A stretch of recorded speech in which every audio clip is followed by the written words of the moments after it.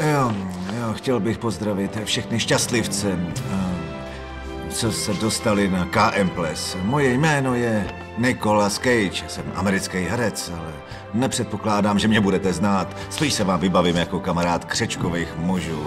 Chtěl bych pozdravit všechny, se kterými se minulý rok na KM Plese zakalil. Chtěl bych se omluvit číšnici za to, že jsem jí řekl, že je hnusná a že pomalu točí pivo. Teď už vím, že to pivo hodně pěnilo. Vážně jsem nevěřil, že se vejde do záchodové mísy celá palma i s květináčem a že si ten obraz koupí pan Koňařík skoro za 6 000. Spousta věcí mě minulý rok překvapila. Ať už to bylo to močíto, který bylo neuvěřitelně silný, nebo rychlost, se kterou se ho tuňák dokáže vytáhnout. A taky bych chtěl poděkovat tomu, kdo mě označil na facu, jak se líbám s Nelou, a to zase překvapilo moji ženu.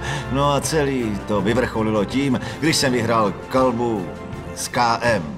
Když jsem po 2 týdnech vystřízlivěl, zjistil jsem, že umím rusky a že mám nad zadkem vytetovaný Standa. A tak, když jsem zjistil, že 20. května je KM Ples, bouchl jsem do stolu a řekl jsem starý, že mě teď pár týdnů neuvidí. No a ona na to, že na žádnej KM Ples nejdu. Odvětil jsem, hele, já jsem tady akční hrdina. A ona mě za to zamkla do špajzu. Jo, a tak já teď sedím ve špajzu a jediný, co můžu, je natočit tohle video na mobil. Takže važte si toho, že jste na KM Plese. Váš Nicolas Cage. Čauky, mňauky, nebo jak se vlastně zdravíte tam u vás, v tom vašem Hradci. Mějte se pěkně. Moc se na vás těším, že vás někdy uvidím. Ahoj.